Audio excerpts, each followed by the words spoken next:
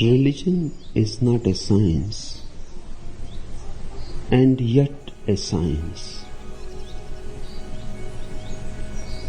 Religion is not a science in the sense physics, mathematics, chemistry are sciences. But still it is a science because it is the ultimate knowing. The word science means knowing. Then if religion is not a science, what else can be? It is the highest knowing. It is the purest knowing. The ordinary science is knowledge, not knowing. Religion is knowing itself. The ordinary science is object-oriented. It knows something, hence it is a knowledge. Religion is not object-oriented. It has no object. It knows nothing. Knowing knows itself, as if the mirror is reflecting itself. It is utterly pure of all content. Hence, religion is not a knowledge, but a knowing. Science is a lower kind of knowing. Religion, a higher kind. Religion is philosophia ultima, the ultimate knowing. The difference between the two is not of the spirit. The spirit is the same, but the difference is certainly of purity. Science is mixed with much mud. Religion is pure essence, pure fragrance. The mud has disappeared. The lotus has appeared.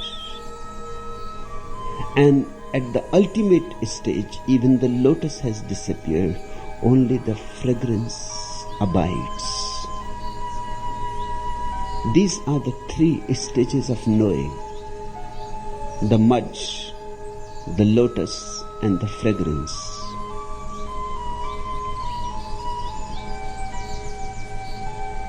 Religion cannot be grasped because there is no object in it.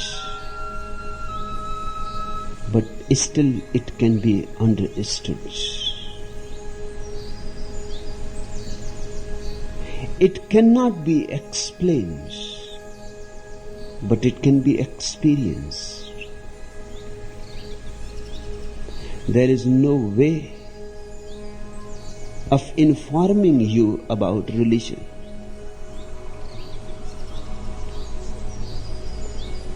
Because it cannot be reduced to information. But you can be showed the way, the path to it. Fingers pointing to the moon. The fingers are not the moon, obviously. But the fingers can point to the moon. These 7 points of mind training of the great master Atisa are fingers, 7 fingers pointing to the moon. Don't be caught in the fingers. Don't become too much obsessed with the fingers. That is not the point. That will be missing the point. Use the fingers and forget them and look where the fingers are pointing at. And when you will see the moon, who bothers about the fingers? Who remembers them?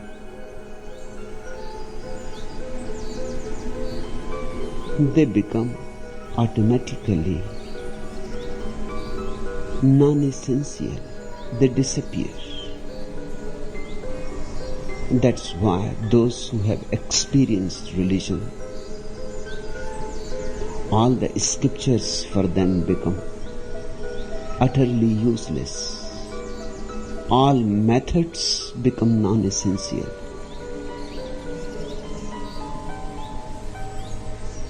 When the goal is achieved, the path is forgotten.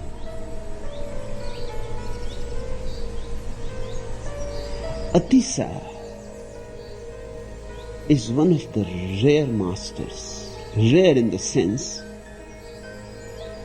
that he was taught by 3 enlightened masters. It has never happened before and never since. To be a disciple of 3 enlightened masters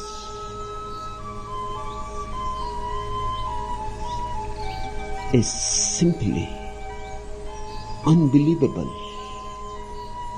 because one enlightened master is enough. But this story that he was taught by 3 enlightened masters has a very metaphorical significance also. It is true, it is historical too. The 3 masters that Atisa remained with for many years were first Dharmakirti, a great Buddhist mystic. He taught him no mind. He taught him emptiness. He taught him how to be thoughtless. He taught him how to drop all content from the mind and be contentless. The second master was Dharma Rakshita, another Buddhist mystic. He taught him love, compassion. And the third master was Yogin Maitreya, another Buddhist mystic. He taught him the art of taking the suffering of others and absorbing it into your own heart.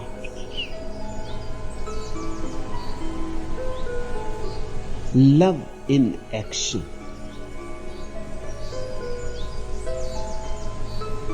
It happens, it could happen, because all these 3 masters were great friends. They had started their search together.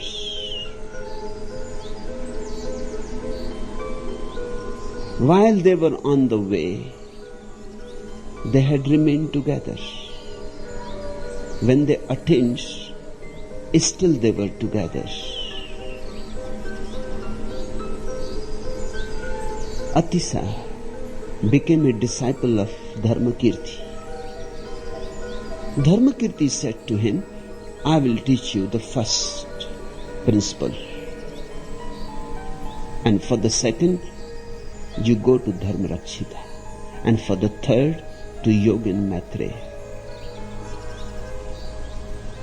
This way, you will know all the 3 phases of ultimate reality, the 3 faces of God, the Trinity, the Trimurti.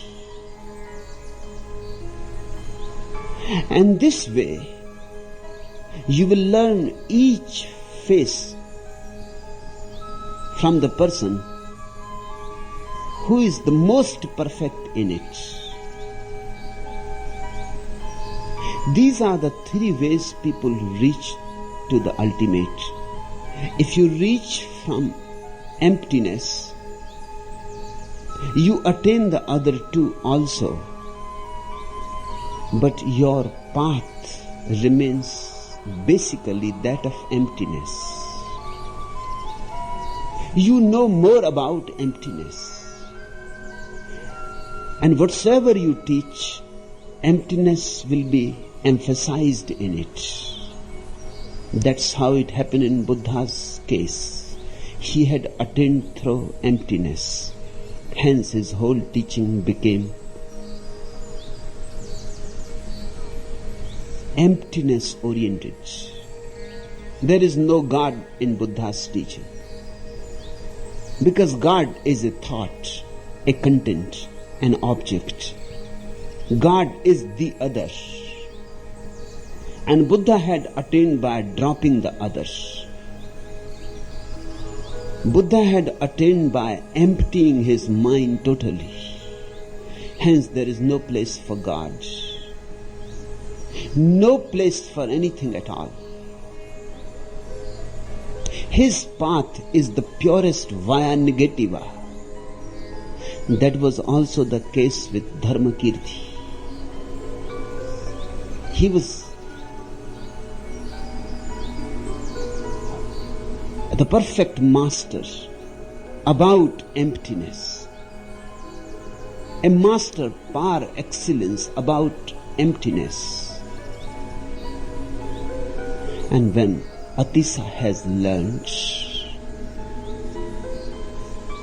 how to be empty, he said, the master said it will be better for the next step, you go to Dharmarakshita. Because he has attained from a totally different path. Just as you can reach to the Everest from different sides. He has reached from a totally different path, the path of compassion. I can teach you also the path of compassion, but my knowing about the path is only knowing about the path from the top. I have reached through the path of emptiness. Once you reach at the top, you can look on all the paths. They are all available to your vision. But to follow a path in its different dimensions, to follow a path in all its details, small details, is a totally different thing. And to look at from a helicopter or from the top is certainly a different vision. It is a bird's eye view. And Dharmakirti said, if there was nobody available here, I would have taught you the other two. But when a man like Dharmarakshita is just here, my neighbor, living in another cave just by the side,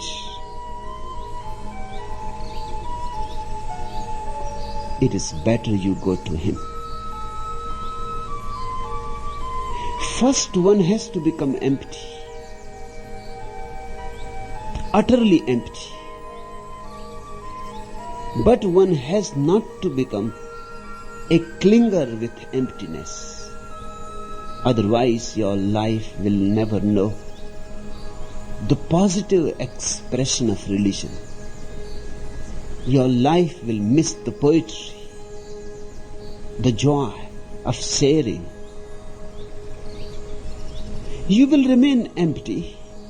You will have a kind of freedom, but your freedom will be only freedom from. It will not be freedom for. And unless a freedom is both freedom from and freedom for, something is missing. Something is lacking. Your freedom will be poor. Just to be free from is a poor kind of freedom. The real freedom starts only when you are free for. You can sing a song, and you can dance a dance, and you can celebrate, and you can start overflowing. That's what compassion is. Man lives in passion. When the mind disappears, passion is transformed into compassion. Passion means you are a beggar with a begging bowl. You are asking and asking for more and more from everybody. You are exploiting others. Your relationships are nothing but exploitations. Cunning devices to possess the other. Very clever strategies to dominate.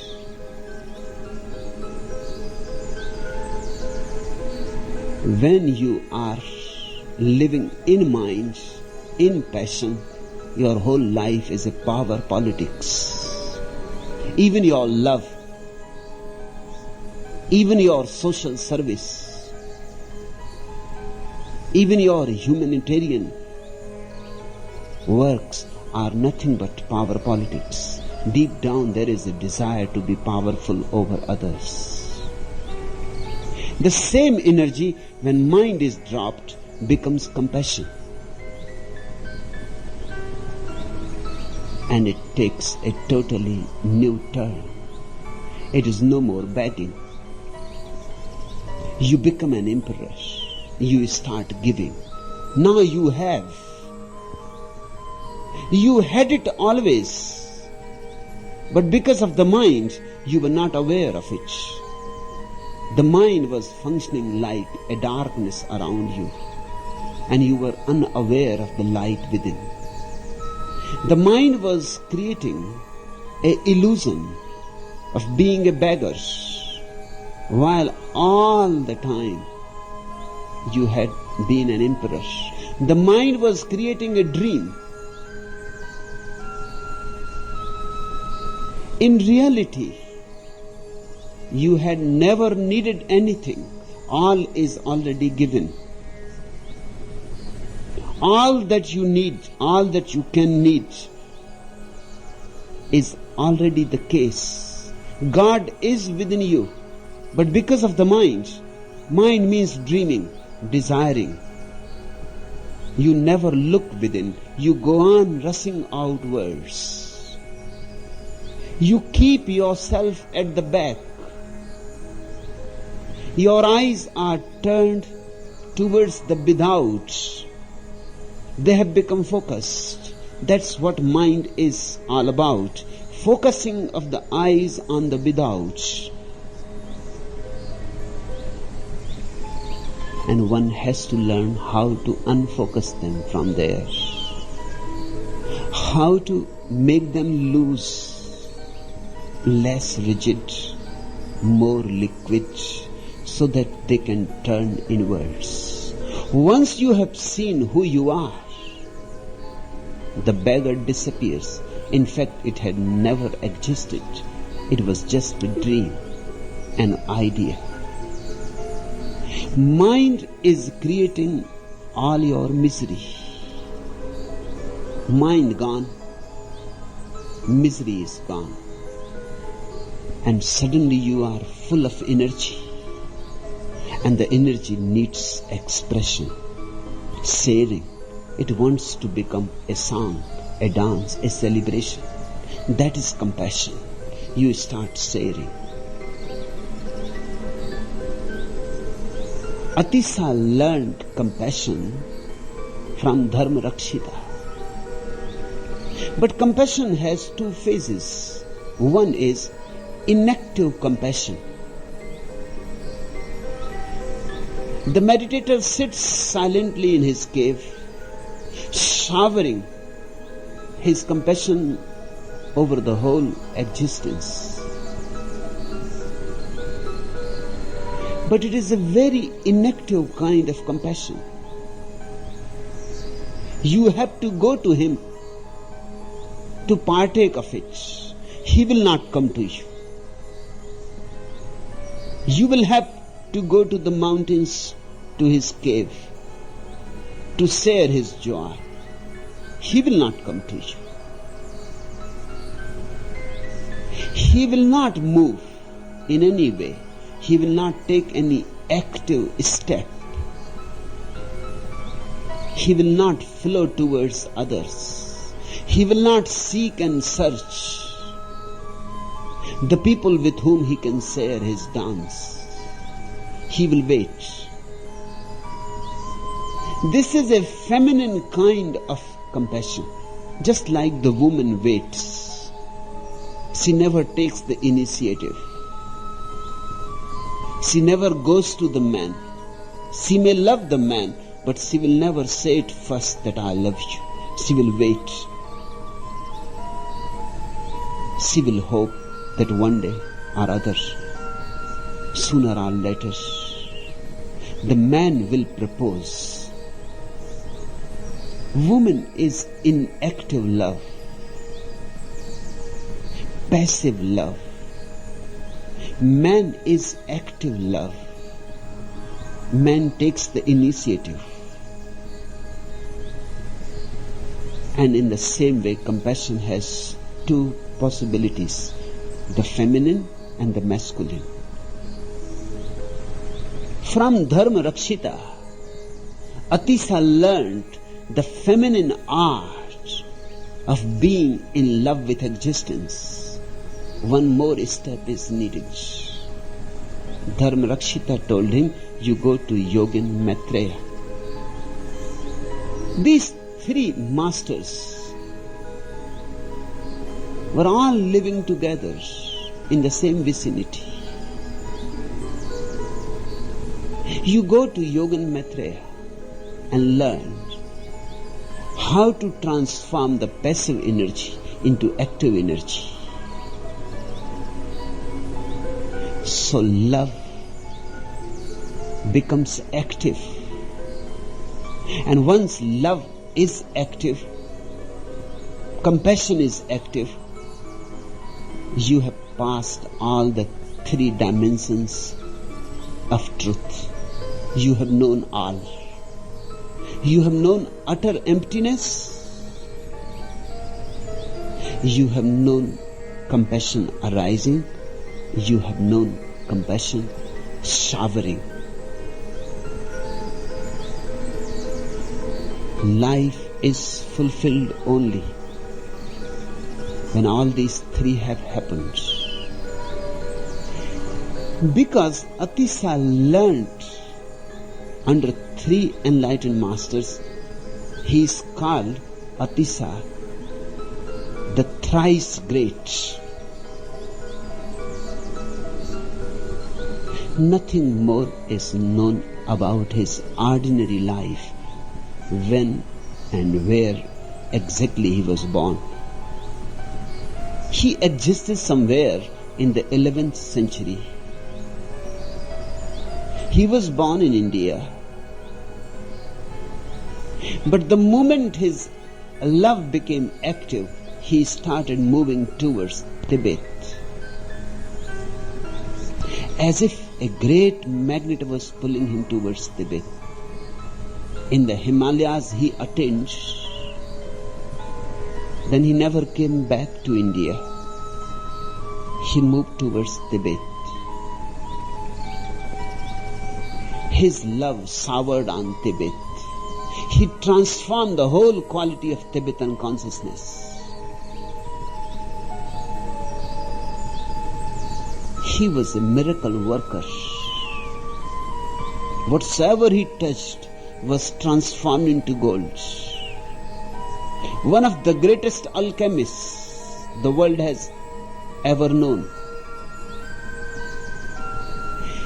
These 7 points of mind training is his fundamental teaching that he gave to Tibet, a gift from India to Tibet. India has given great gifts to the world. Atisa is one of those great gifts. Just as India gave Bodhidharma to China, India gave Atisa to Tibet. Tibet is infinitely indebted to this man. These 7 points, a smallest treatise you can find, are of immense value. You will have to meditate over each statement. They are the whole religion condensed. You will have to unfold each statement. They are like seeds. They contain much. It may not be apparently so, but the moment you move into these statements deeply, you contemplate and meditate, and you start experimenting with them, you will be surprised.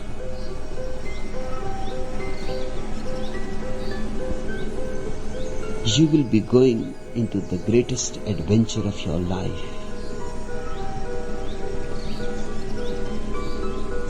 The first, learn the preliminaries. What are the preliminaries? 3 are the preliminaries. First, truth is. Truth is not something to be created.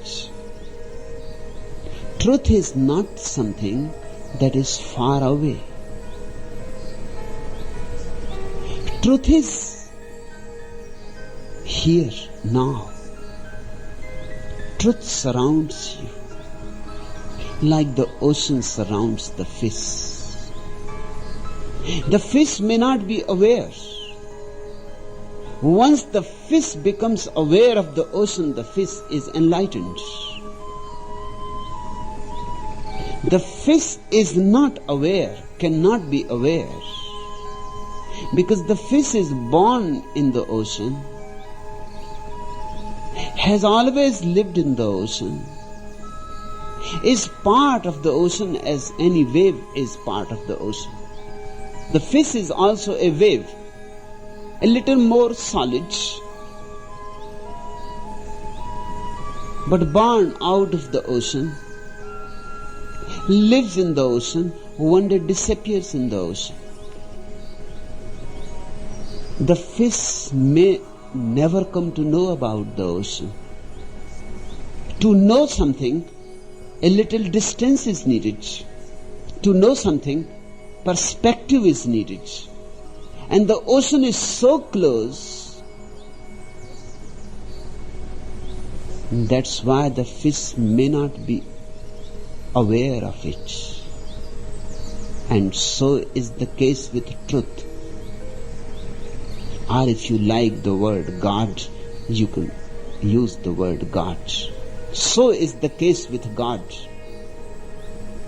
It is not that He is far away, that's why we don't know about Him.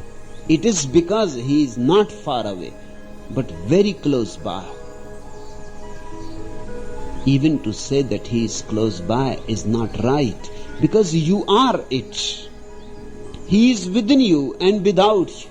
He is all and all. This is the first thing that has to be allowed to sink deep in your heart. Truth already is. We are in it. This is the most fundamental thing to begin with. You are not to discover it. It is not covered. All that is needed is a new kind of awareness which is missing in you. Truth is there, but you are not aware, you are not mindful, you are not alert. You don't know how to watch. You don't know how to observe. You don't know how to look and see. You have eyes, but still you are blind. You have ears, but you are deaf. The first preliminary is truth is. The second preliminary is mind is the barrier.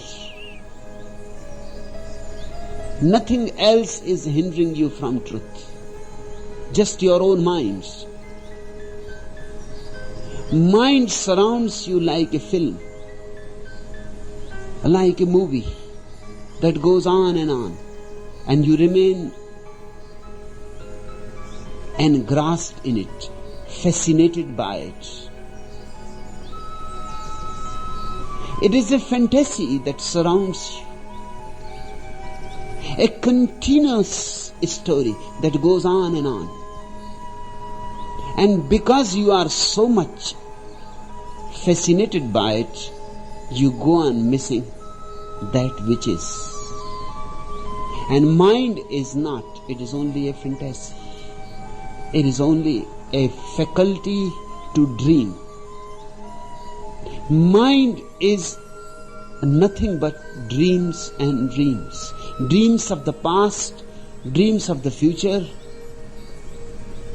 dreams of how things should be, dreams of great ambitions, achievements,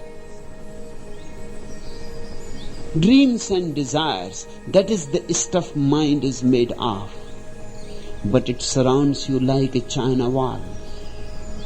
And because of it, the fish remains unaware of the ocean.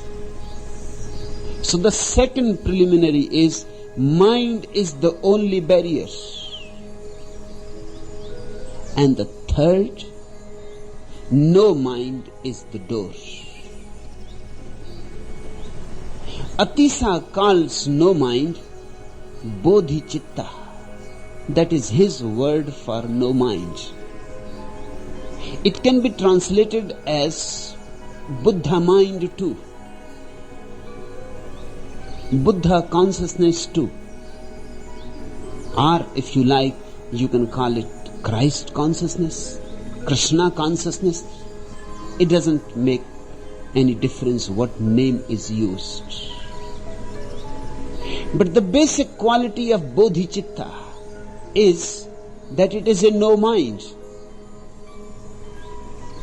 It looks paradoxical. Mind in the state of no mind. But the meaning is very clear. Mind without content. Mind without thoughts is what is meant, is what is indicated. Remember the word bodhicitta, because Atisa says the whole effort of religion, the whole science of religion is nothing but an endeavor to create bodhicitta, Buddha consciousness, a mind which functions as a no mind, a mind which dreams no more, thinks no more, a mind which is just awareness, pure awareness. These are the three preliminaries. The second sutra, think that all phenomena are like dreams. Now the work starts. Atisa is very condensed, seed-like. That is the meaning of a sutra. Just a thread, just a hint, and then you have to decode it. think that all phenomena are like dreams. Phenomena means all that you see, all that you experience, all that can ever be experienced is all phenomena. Remember, the objects of the world are not only phenomena and dreams. Objects of consciousness, they may be objects of the world, they may be just objects in the mind. They may be great spiritual experiences. You may see Kundalini rising in you. That too is phenomena. A beautiful dream, a very sweet dream, but it is a dream all the same. You may see great light flooding your being, but that light is also phenomena. You may see lotuses blooming inside you, and a great fragrance arising within your being. That too is phenomena, because you are always the seer and never the seen, always the experiencer and never the experienced, always the witness and never the witnessed. All that can be witnessed, seen, observed is phenomena. Material phenomena, psychological phenomena, spiritual phenomena, but they are all the same. There is no need to make any distinction. The basic thing to remember is that which can be seen is a dream. Think that all phenomena are dreams. This is a tremendously powerful technique. If you start contemplating in this way, you are walking on the street and you contemplate people passing by are all dreams. The shops and the shopkeepers and the customers and the people coming and going, all are dreams. The houses, the buses, the train, the aeroplane, all are dreams. You will be immediately surprised by something of tremendous import happening within you. The moment you think all are dreams, suddenly, like a flash, one thing comes into your vision: I am too a dream. Because if the scene is dream, then who is this I? If the object is a dream, then the subject is also a dream. If the object is false, how the subject can be the truth? Impossible. If you watch everything as dream, suddenly you will find something slipping out of your being, the idea of the ego. This is the only way to drop the ego, and the simplest. Just try it. Meditate this way. Meditating this way again and again, one day the miracle happens. You look in and the ego is not found there. Ego is a byproduct of the illusion that whatsoever you are seeing is true. If you think that the objects are true, then the ego can exist. It is a byproduct. If you think that the objects are dreams, the ego disappears. And if you think continuously that all is a dream, one day, in a dream in the night, you will be surprised. Suddenly in the dream you will remember that this is a dream too. And immediately, as the remembrance happens, the dream will disappear. And for the first time you will experience yourself deep asleep yet awake. A very paradoxical experience, but of great benefit. Once you have seen your dream disappearing because you have become aware of the dream, your quality of consciousness will have a new flavor to it. Next day in the morning, you will wake up with a totally different quality you had never known before. You will wake up for the first time. Now you will know all those other mornings were false. You were not really awake. The dreams had continued. The only difference was in the night you dream with eyes closed, in the day you dream with eyes open. But if the dream has disappeared because awareness happened, suddenly you became aware in the dream. And remember, awareness and dreaming cannot exist together. Here awareness arises and there the dream disappears.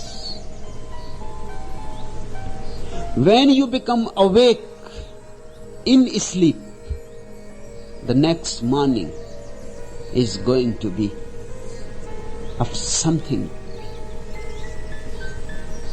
so important that it is incomparable. Nothing like it has ever happened. Your eyes will be so clear, so transparent, and everything will look so psychedelic, so colorful, so alive. Even rocks will be felt as if breathing,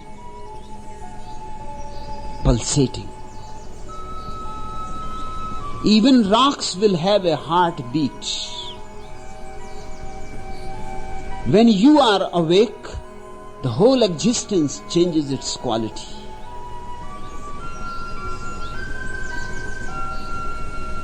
We are living in dream.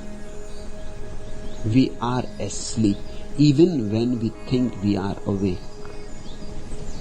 Think that all phenomena are like dreams. First, objects will lose their objectivity, and second, the subject will lose its subjectivity. And that brings you to a transcendence. The object is no more important, the subject is no more important. Then what is left? A transcendental consciousness, bodhicitta. Just a witnessing, with no idea of I and thou. Just a pure mirror, which reflects that which is. And God is nothing but that which is. The third sutra, examine the nature of unborn awareness. Now, you know what awareness is. You have known this transcendental awareness, where objects and subjects are no more existential. You have known for the first time this purity, this crystal clear mirror. Now examine the nature of this awareness. Look into it. Look deep into it. Shake yourself into as full alertness as possible. Wake up and see. And you will start laughing. Because now you will see there has never been a birth and there is going to be never a death. This is unborn and undying consciousness. It has always been here. It is eternal. It is timeless. And how much afraid you were of death, and how much afraid you were of old age, and how much afraid you were of 1,001 things. And nothing has ever happened. All was a dream. Seeing this, one smiles, laughs. The whole life up to now has been ridiculous, absurd. You were unnecessarily afraid, unnecessarily greedy, unnecessarily suffering. You were living in a nightmare, and it was your own creation. Examine the nature of unborn awareness, and you are freed from all misery, all suffering, all hell. Let even the remedy itself go free on its own. And now, don't start clinging to the remedy, to the methods. That temptation arises. That is the last temptation. That is the very last effort of the mind to survive. The mind comes from a back door once more. It tries. Before it disappears forever, it makes one effort more. And that effort is to cling to the method. The method of thinking that all phenomena is a dream.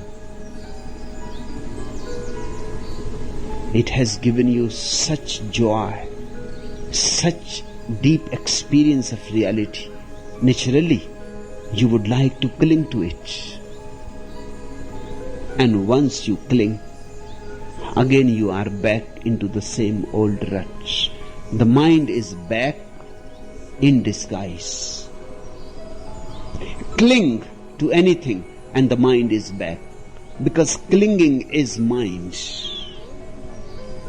Hold to anything, depend on anything, and mind is back, because mind is dependence, is slavery. Possess anything, even the spiritual method, even the method of meditation. Become a possessor, and you are possessed by it. Whether you possess money or you possess a tremendously significant method of meditation, it doesn't matter. Whatsoever you possess, you will be possessed by it. And you will be afraid to lose it. Once a Sufi mystic was brought to me. For 30 years continuously, he has used a Sufi method of zikr.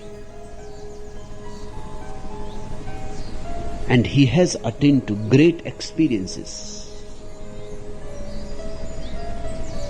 One can see it. Even ordinary people were aware that he was living in a totally different world. You could see in his eyes, they were shining with joy. His very being had a vibe of the beyond. His disciples brought him to me and they said, our master is a realized soul. What do you say about our master? I said, leave your master with me for 3 days. And then come back. The master stayed with me for 3 days. The third day he was very angry. And he said, you have disturbed my 30 years work. Because I told him a simple thing. Just this sutra of Atisa, let even the remedy itself go. I told him, now 30 years you have been remembering one thing, that all is divine. The tree is God, The rock is God, the people are God, the dog is God, everything is God. For 30 years you have been remembering continuously. And he had made really a sincere effort. He said, yes. I said, now you stop remembering. How long you are going to remember? If it has happened, stop remembering and let us see what happens. If it has really happened, even dropping remembering, it will remain. It was so logical that he agreed. He said, it has happened. I said, then give it a try. For 3 days you forget remembering. You stop remembering. He said, I cannot stop. It has become automatic. I said, you just wait, you try. It took him for at least 2 days, 48 hours to stop. It was hard to stop. It has become automatic. There was no need to remember. For 30 years he was remembering. It was simply there like an undercurrent. But within 48 hours, it stopped. And the 3rd day morning, he was very angry. He said, what you have done? All that joy has disappeared. I am feeling myself very ordinary. I am feeling myself the same as I was before I started on the journey 30 years before. He started crying out of anger and out of sadness. Tears started coming to his eyes. He said, give me back my method. Please don't take it. I said, just look. If this is so much dependent on the method, then nothing has happened. It is just an illusion that you are creating by continuous remembering. This is nothing but auto-hypnosis. All the great masters say this, that one day you have to drop the method. And the sooner you drop, the better. The moment you attain, the moment awareness is released in you, immediately drop the mat. Just see, this is only the 4th sutra. In the 3rd sutra, Atisa says, examine the nature of unborn awareness. And in the 4th, immediately let even the remedy itself go. Now no more examination, no more mindfulness, no more remembering that all is dream. Once the first taste on your tongue has happened of awareness, be quick, because mind is very cunning. Mind can start telling you, look, you are no more ordinary, you are extraordinary. Look, you have attained. Look, you have become a Buddha. You are enlightened. Look, this is the goal of all human beings, and very rarely 1 in a million attains, and you are that 1 in a million. And the mind will say all these beautiful, sweet nothings. And of course, the ego can come back. You can start feeling very good, holier than thou. You can start feeling special, spiritual, saintly, and all is lost. Throw the remedy, the disease is back. Cling to the remedy and the disease is back. One has to be very alert in dropping the method. Once you attain something, immediately drop the method. Otherwise your mind will start clinging to the method. It will talk very logically to you that this is the method that is important. Buddha used to say again and again a story. 5 idiots passed through a village. People were surprised seeing them because they were carrying a boat on their heads. The boat was really big. It was almost crushing them, those 5 idiots. They were almost dying under the weight of it. And people asked, "What are you doing?" They said, "We cannot leave this boat. This is the boat that helped us to come from the other shore to this shore. How can we leave it? It is because of it that we have been able to come here.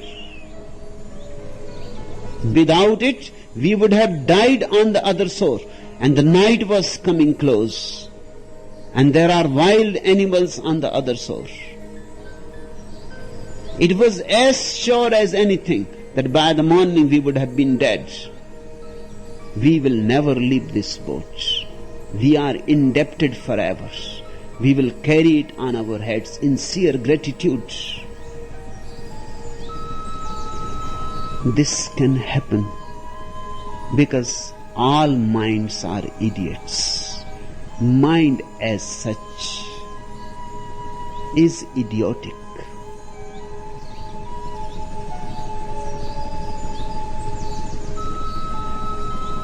The origin of the word idiot is beautiful to remember. Idiocy means something private, something special, something that is your own, something eccentric. That is the basic meaning of idiocy. To function in an eccentric way. Mind always functions in an eccentric way. Mind is always an idiot. The really intelligent person has no mind. Intelligence arises out of no mind. Idiocy out of mind. Mind is idiotic, no mind is wise. No mind is wisdom, intelligence. Mind depends on knowledge, on method, on money, on experience, on this, on that. Mind always needs props. It needs supports. It cannot exist on its own. On its own, it flops. So the ultimate effort of the mind to come back will be when you will attain to some awareness. It will say, "Look, so we have arrived."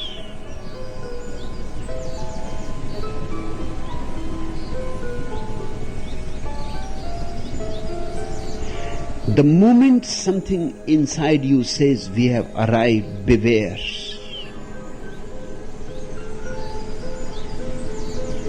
Be very, very cautious now. Each step has to be of great caution. Let even the remedy itself go free on its own. Please, now, don't cling to the remedy, to the method. This is the emphasis of J. Krishnamurti. But this is his first sutra. This should be the fourth. That's where he is wrong. It cannot be the first sutra. How can you drop a method that you have never used? You can drop only a method that you have used. Atisa is far more logical, far more scientific than J. Krishnamurti. And I can understand why he emphasizes. Because he is afraid that if you go into 3 sutras, the 4th may never arrive. You may be lost in the 3. Many are lost in the preliminaries.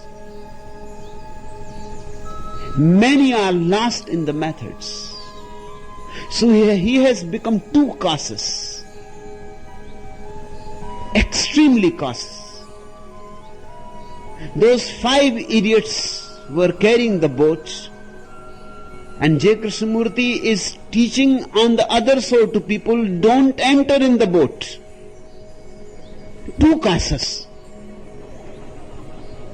Because if you enter in the boat, who knows? You may start carrying the boat on the head. So please don't enter. And there are many who have become afraid of entering in the boat. But to be afraid of entering in the boat is the same idioticness. There is no difference. One who is afraid of entering the boat is the same person who will carry the boat. Otherwise, why should you be afraid? There are old friends of mine who have followed J. Krishnamurti for their whole life. They come to me and they say, we would like to come here, but we are afraid of all the methods that you teach.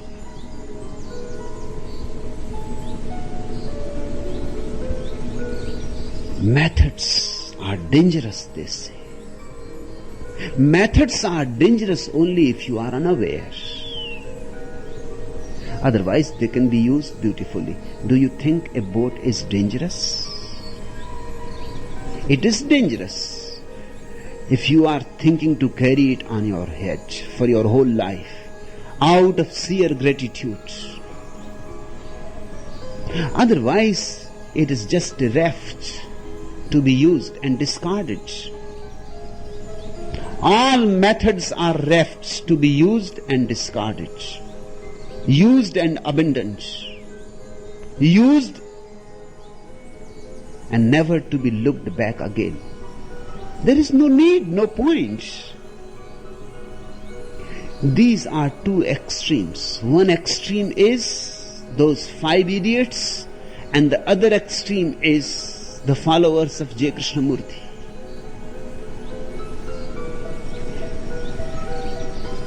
There is no need to be either. My approach is, use the boats, use beautiful boats, use as many boats as possible.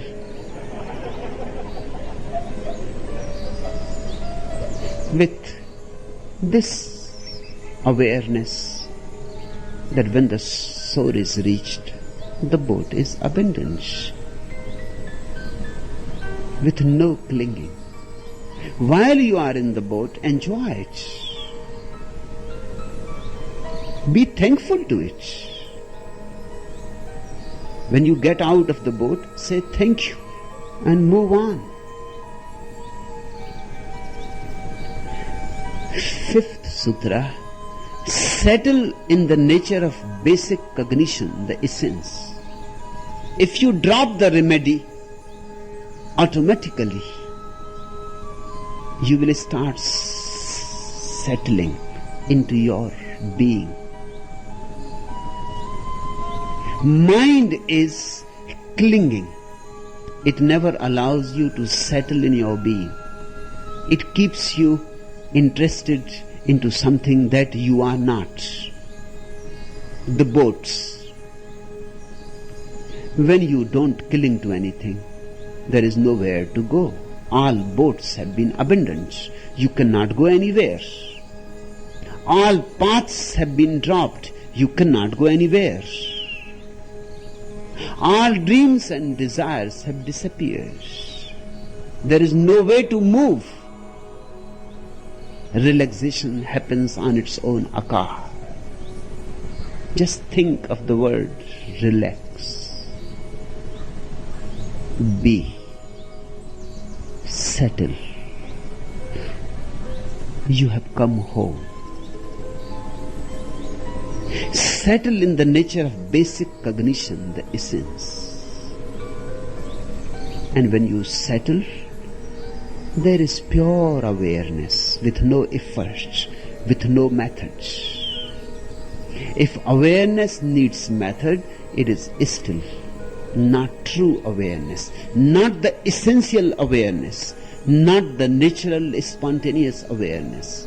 It is still a byproduct of the method. It is cultivated, created. It is a byproduct of the mind. It is not yet the truth. Settle now in the nature of basic cognition, the essence. Now there is nothing to do. See, be, enjoy. Only this moment exists. This now, this here. This cawing of the crows, and all is silence. To know this serenity is to know who you are, what this existence is all about. This is samadhi in the words of Patanjali. This is sambodhi in the words of Gautam Buddha. This is bodhicitta in the words of Atisa. Between sessions, consider phenomena as phantoms. Now, Atisa is really very alert of the disciple. He knows that these experiences of settling into your being will be only momentary in the beginning. One moment you will find yourself relaxed into your being, another moment it is gone. In the beginning it is bound to be so. One moment you are flooded with the unknown, with the mysterious, another moment it is no more there. One moment all the fragrance, and the other moment you are searching for it and you cannot find it where it has gone. Only glimpses will happen in the beginning. Slowly, slowly they become more and more solid. They more and more abide. Slowly, slowly, slowly, slowly, very slowly. They settle forever. Before that, you cannot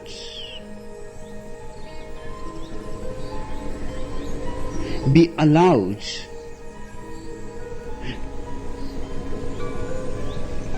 to take it for granted. That will be a mistake. Hence he says, between sessions, when you are sitting in meditation, a session of meditation, this will happen. But it will go. So what you are supposed to do between sessions? Between sessions, consider phenomena as phantoms. Between sessions, continue to use the methods. Drop the methods. When you are deep in meditation and the moment comes, when awareness is getting purer and purer and purer, and suddenly it is utterly pure, drop the method, abandon the method, forget all about the remedy. Just settle and be. But this will happen only for moments in the beginning. Sometimes it happens here listening to me. Just for a moment, like a breeze, you are transported into another world, the world of no mind. Just for a moment, you know that you know, but only for a moment. And again, the darkness gathers, and the mind is back. with all its dreams, with all its desires and all its stupidities. For a moment the clouds had separated and you had seen the sun. Now again the clouds are there, it is all dark and the sun has disappeared. Now even to believe that the sun exists will be difficult. Now to believe that what you had experienced a moment before was true will be difficult. It may have been a fantasy, the mind may say. It may have been just imagination. It is so incredible. It looks so impossible that it had happened to you. With all this stupidity in the mind, with all these clouds and darknesses, it had happened to you. You had seen the sun for a moment. It doesn't look probable. You may have imagined. Maybe you had fallen in a dream and seen it. Between the sessions, start again. Be on the boat. Use the boat again. Consider phenomena as phantoms. Atisa is very considerate of the disciples. Otherwise, the fourth sutra would have been the last, or at the most the fifth. Settle in the nature of basic cognition, the essence. If Atisa was a man like Bodhidharma, the treatise was finished on the fifth sutra, or even on the fourth. Let even the remedy itself go free of its own. Then the settling happens on its own. Bodhidharma was very miserly. He would not have used the fifth. But Atisa is very considerate of the disciple. He had been a disciple, so he knows the difficulties of a disciple. And he had been a disciple of three great masters, so he knows all the difficulties that a disciple has to face. He has been a pilgrim. He knows all the problems. And he has been a pilgrim on three paths. All the three possible paths. So he knows all the problems and all the difficulties and all the pitfalls and all the obstacles that are bound to arise on the path of a disciple. Hence his considerateness. He says between sessions, between these moments of meditativeness, between these moments of utter joy, emptiness, purity, between these moments of being, remember that all are dreams, that every phenomena is a phantom. Go on using that method till the settling has happened forever. Train in joining, sending and taking together. Do this by riding the breath.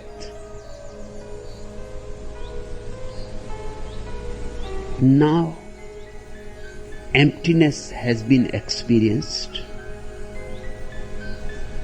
This is what he had learned. Up to this sutra, he had been with the first master, Dharmakirti.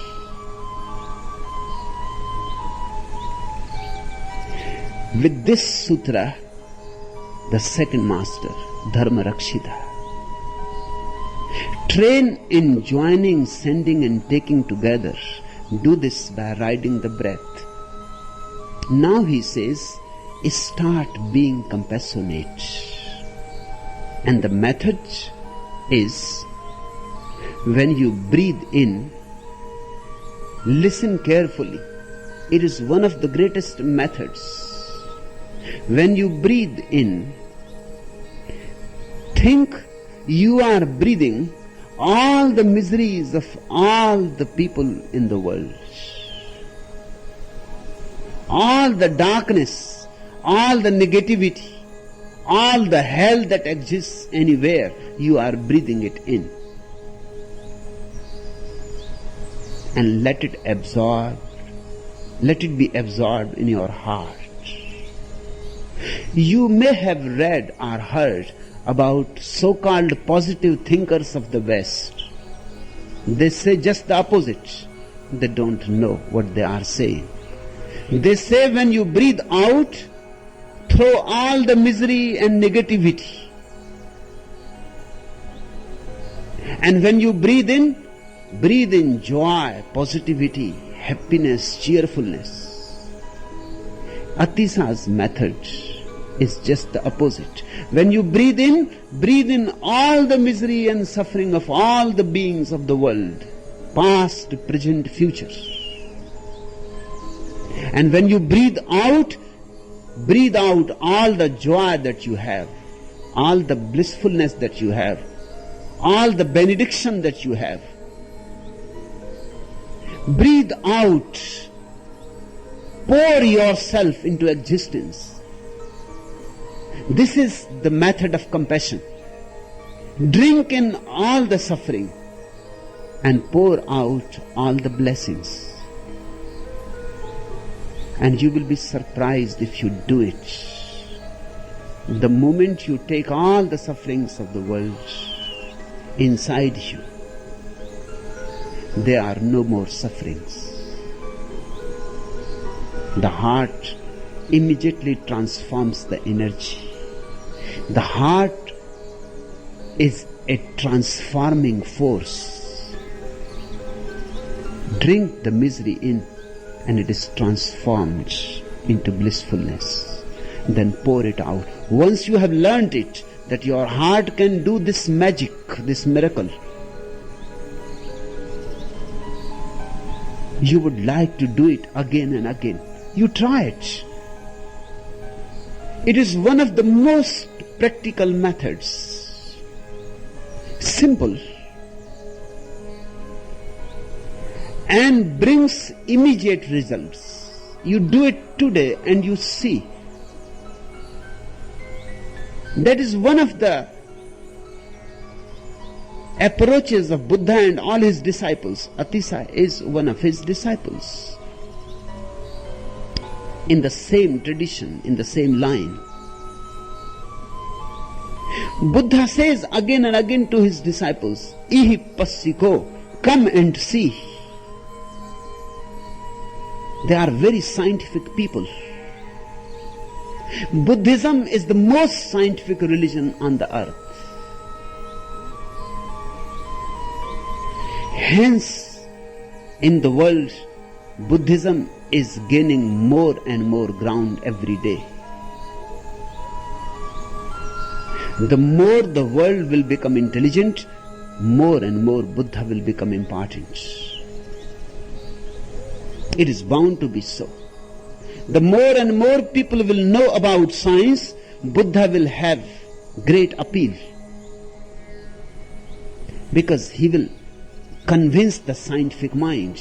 Because he says, whatsoever I am saying can be practiced. And I don't say to you, believe it. I say, experiment with it, experience it, and only then, if you feel yourself, trust it. Otherwise, there is no need to believe.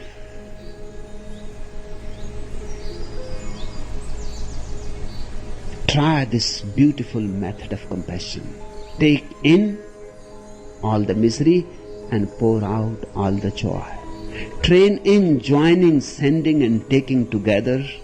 Do this by riding the breath. 3 objects, 3 poisons, 3 bases of virtue.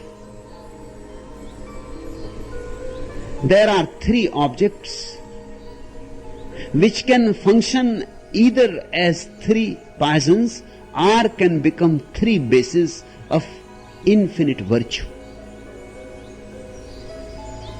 Atisaya is talking of the inner alchemy. The poison can become the nectar. The baser metal can be transformed into gold. What are these 3 objects? First is aversion. Second is attachment. and third is indifference. This is how the mind functions. You feel aversion to whatsoever you dislike. You feel attachment to whatsoever you like. And you feel indifferent to things which you neither dislike nor like. These are the three objects. Between these three, the mind exists. These are the three legs of the tripod of called mind. Aversion, attachment, indifference. And if you live in these three as they are, you are living in poison.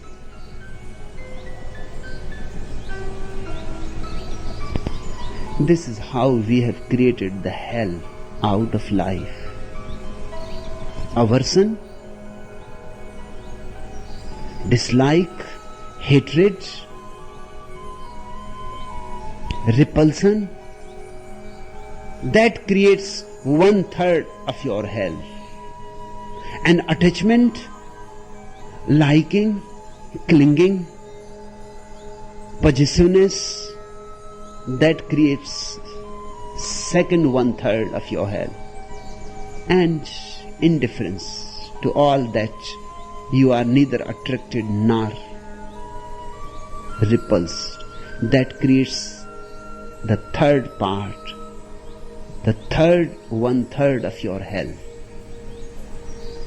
Just watch your mind. This is how your mind functions. It is always saying, I like this, I don't like that, and I am indifferent to the third. These are the three ways the mind goes on moving. This is the rut, the routine. Atisa says these are the three poisons, but they can become the three bases of virtue. How they can become three bases of great virtue? If you bring the quality of compassion, if you learn the art of absorbing suffering in, as if it is coming riding on the breath, on the suffering of the world, then how can you be repulsed? How can you dislike anything? And how can you be indifferent to anything? And how can you be attached to anything? If you are taking unconditionally all the suffering of the world, drinking it, absorbing it in your heart, and then pouring instead of it blessings to the whole existence, unconditionally, not to somebody in particular, remember, not only to man, but to all the beings, trees and rocks and birds and animals, to the whole existence, material, immaterial. When you are pouring the blessings unconditionally, how can you be attached? Attachment, aversion, indifference all disappears with this small technique. And with their difference, the poison is transformed into nectar. And the bondage becomes freedom. And the hell is no more hell, it is heaven. In these moments, you come to know this very body, the Buddha, this very earth, the lotus paradise.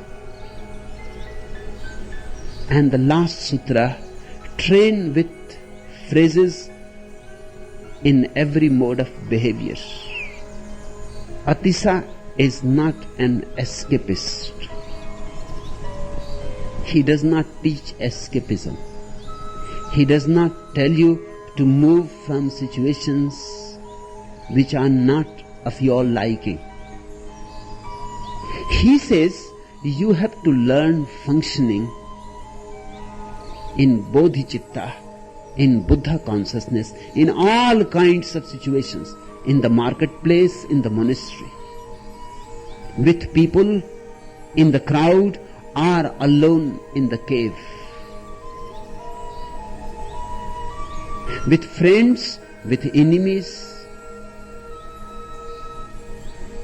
with family, familiar people, with strangers, with men, with animals.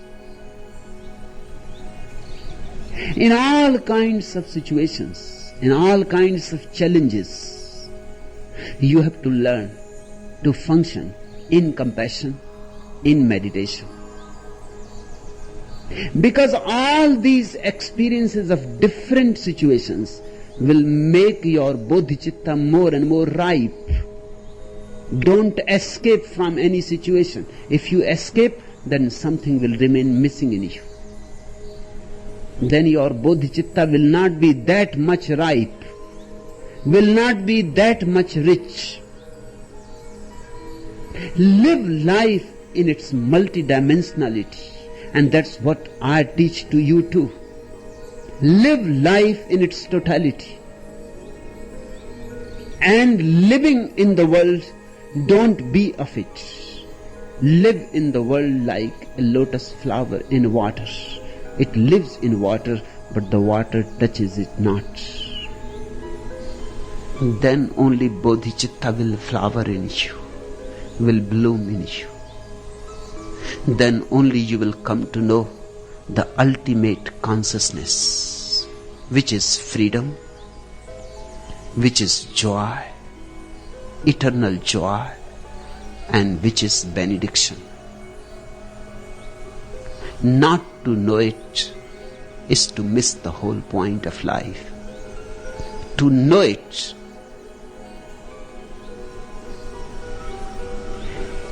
is the only goal. The only goal.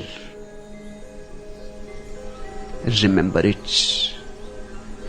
And remember, Atisa's sutras are not philosophical, not speculative, not abstract. They are experimental. They are scientific. Let me repeat again. Religion is a science in the sense that it is the purest knowing. Yet it is not a science in the sense of chemistry and physics. It is not the science of the outward, it is the science of the inward. It is not the science of the exterior, it is the science of the interior.